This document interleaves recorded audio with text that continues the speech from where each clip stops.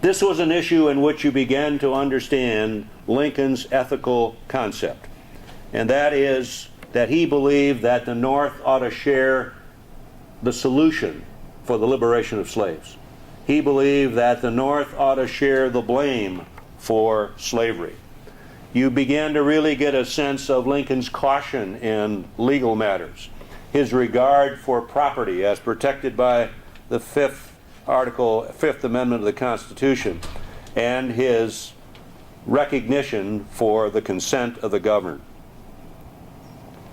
In Lincoln's first inaugural address, he said, quote, "I have no purpose, directly or indirectly, to interfere with the institution of slavery in the states where it exists."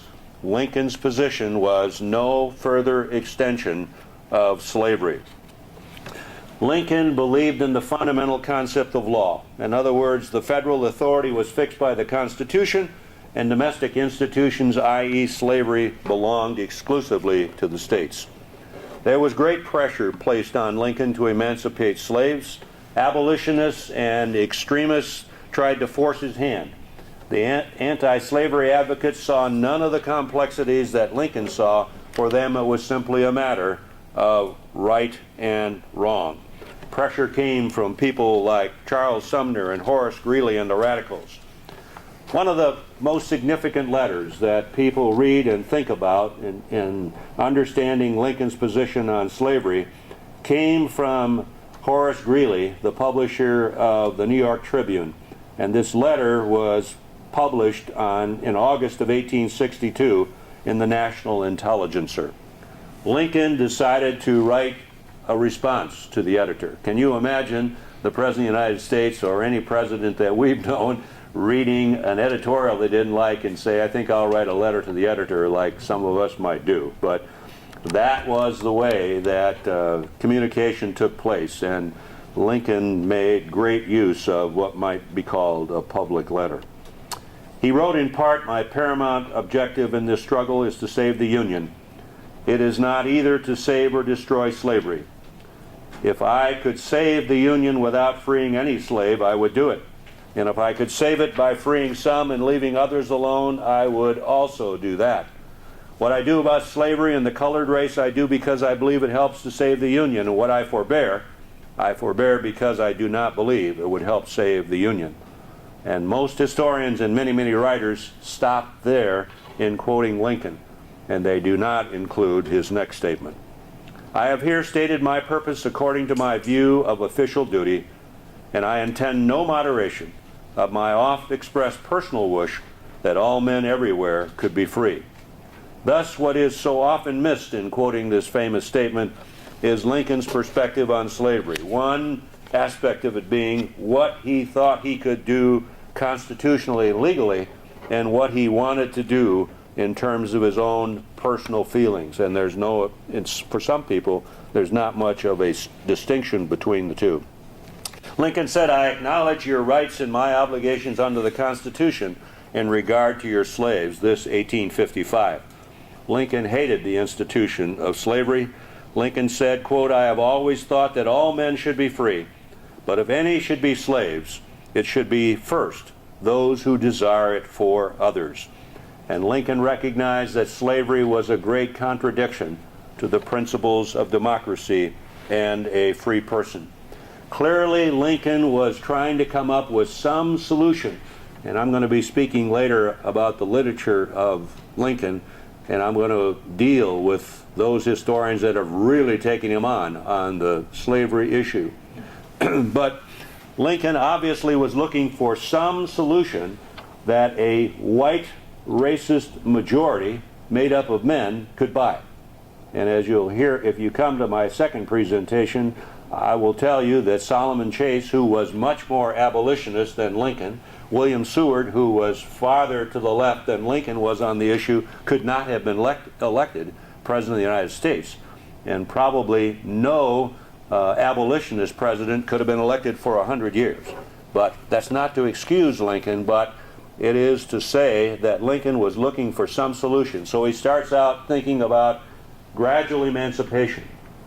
Because the nation was overwhelmingly racist, he's talking about colonization.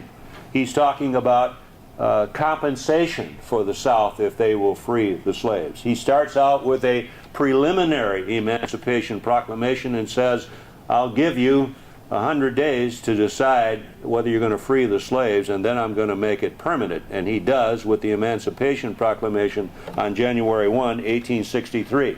Then he moves farther along and he supports the 13th Amendment, which is a constitutional freeing of slaves. And before he died, he was beginning actually to start talk about civil rights, and that is that well-educated freedmen ought to be given the vote. Well, given the failure of all of these moderate approaches, and Lincoln had last met with representatives from Kentucky in July of 1862, he said, "Things have gone from bad to worse until I felt we had reached the end of our rope on the plan of operations we have been pursuing, that we had about played our last card and must change the tactics or lose the game. I now determined upon the adoption of the Emancipation Proclamation."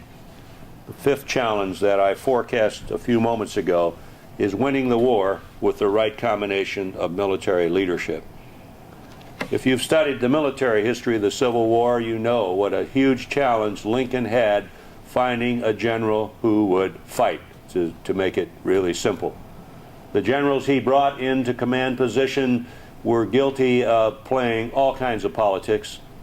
They were guilty of ineptness and non-support. And that struggle of Lincoln trying to find a general has been captured well by an author named Kenneth P. Williams in a 5-volume work called Lincoln Finds a General. And of course that general was Ulysses S. Grant. Lincoln, more clearly than anyone, it seemed like for a long, long time, understood that the central military objective was to engage the enemy. And he wrote to Henry Halleck, who was Chief of Staff in September of 1863, with great firmness, "To avoid misunderstanding, let me say that to attempt to fight the enemy slowly back into the entrenchments in Richmond and then to capture him is an idea I've been trying to repudiate for quite a year. My last attempt upon Richmond was to get McClellan, when he was nearer than the enemy was, to run in ahead of him. Since then, I have constantly desired the Army of the Potomac to make Lee's army and not Richmond its objective point. If our army cannot fall upon the enemy and hurt him where he is, it is plain to me it can gain nothing by attempting to follow him over a succession of entrenched lines into a fortified city." Grant and Sherman would demonstrate the dogged determination that Lincoln so thought. He wrote to Grant and said, "I have seen your dispatch expressing your unwillingness to break your hold where you are. Neither am I. Hold on with a bulldog grip and chew and choke as much as possible."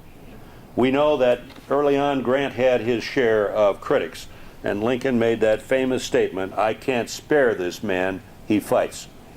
I challenge you to read the dispatches and letters of Abraham Lincoln, and you are going to get a lesson in leadership.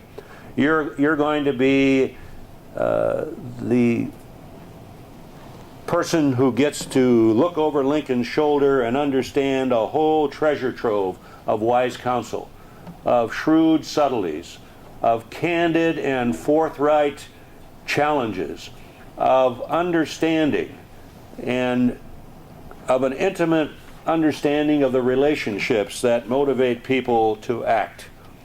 Lincoln could be very direct and candid, but he knew how to temper his concerns when the situation called for restraint. Although terribly frustrated, Lincoln would tolerate all kinds of behavior, disturbing behavior, none greater than the night that he was waiting for McClellan, and McClellan went to bed, and his Secretary of War and John Hay were just furious and thought Lincoln ought to really spank him, and Lincoln said, "I will hold McClellan's horse if he will only give me victories." We all know, of course, that generals were constantly, when they were upset, offering to resign. And Ambrose Burnside pulled that on Lincoln, and Lincoln said, "When I wish to supersede you, I'll let you know."